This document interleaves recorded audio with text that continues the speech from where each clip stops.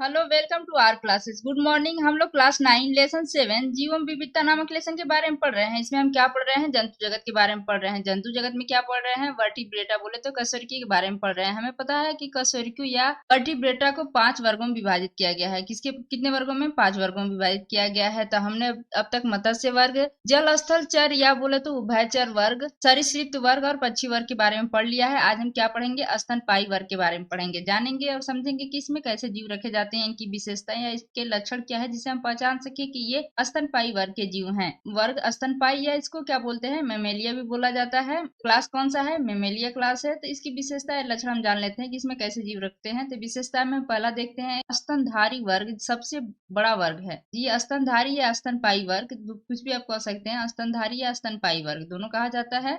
स्तनपायी या स्तनधारी वर्ग जो है सबसे बड़ा वर्ग है। अभी हमने पढ़ा संघ के बारे में कि कौन सा संघ सबसे बड़ा था? आर्थ्रोपोडा संघ। आर्थ्रोपोडा संघ सबसे बड़ा संघ था। और दूसरा सबसे बड़ा संघ क्या था? मोलस्का था। है दूसरी विशेषता क्या है? ये समतापी प्राणी होते हैं, मतलब कि स्तनपायी वर्ग में जितने जीव होते हैं वो समतापी प्राणी होते हैं। समतापी मतलब हमने असमतापी के बारे में पढ़ा कि असमतापी कैसे थे, कि वो वातावरण के अनुसार उनका बॉडी टेम्परेचर जो था वो बदलता रहता था। लेकिन समतापी जो होते हैं इनका बॉडी टेम्परेचर फिक्स होता है। जैसे कि मनुष्य का बॉडी टेम्परेचर कितना होता है? 37 डिग्री सेल्सियस। तो ठंडी या गर्मी के दिन में अगर ठंडी ज्यादा पड़ने लगती है, टेम्परेचर कम होने लगता है, तो क्या होता है?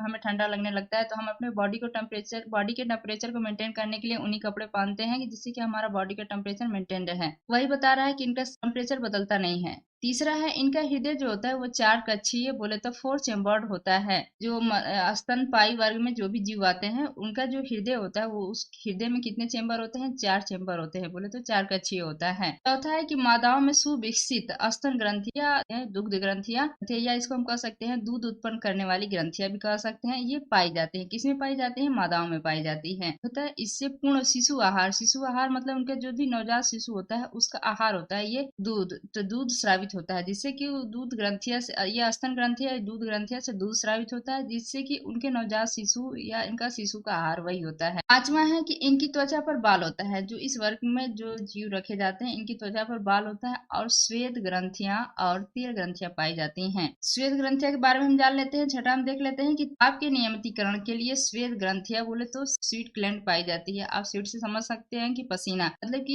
ये ताप के नियंत्रण करने के लिए, जैसे कि ज्यादा गर्मी होती है तो गर्मी में क्या होता है, हम मनुष्य स्तनपायी वर्ग में ही आते हैं तो हमें पसीना आने लगता है, तो वो क्या है, वही ताप के नियमितीकरण या नियमन बनाए रखने के लिए श्वेत ग्रंथियां पाई जाती हैं। सातवां है, दांत असमान आकार के होते हैं। हमारे दांत देखेंगे आप तो हमारे दांत 4 प्रकार के होते हैं, तो ये हम इसके लिए हम कह सकते हैं कि दांत असमान आकार के होते हैं। आठवां है, श्वसन केवल फेफड़ों द्वारा होता है। इस वर्ग में जो भी जीव आते हैं उनमें श्वसन जो होता है उनमें जो श्वसन होता है केवल फेफड़ों के द्वारा होता है, मतलब कि श्वसन के लिए केवल फेफड़े पाए जाते हैं। नौवां है इसमें कि निषेचन क्रिया आंतरिक होती है। जो निषेचन क्रिया होती है वो बॉडी के अंदर होती है, मतलब बोले तो आंतरिक होती है। 10वां है कि इस वर्ग के जंतु शिशुओं को जन्म देने वाले होते हैं। शिशुओं को जन्म देते हैं, इसमें दूध ग्रंथियां भी पाई जाती हैं। जो उनसे दूध ग्रंथियां से जो दूध होता है वो क्या होता है, जो नवजात शिशु है उनका आहार होता है दूध। लेकिन इसमें दिया है ना कि इस वर्ग के जंतु शिशुओं को जन्म देते हैं, लेकिन इस वर्ग में कुछ अपवाद भी हैं जो रखे गए हैं जो जीव, लेकिन वो क्या होता है, वो शिशु को जन्म नहीं देते। इसके बारे में भी जान लेते हैं हम। अपवाद में हम देखते हैं कि स्तनपायी जंतु जो अंडे देते हैं, जैसे कि है इकिडना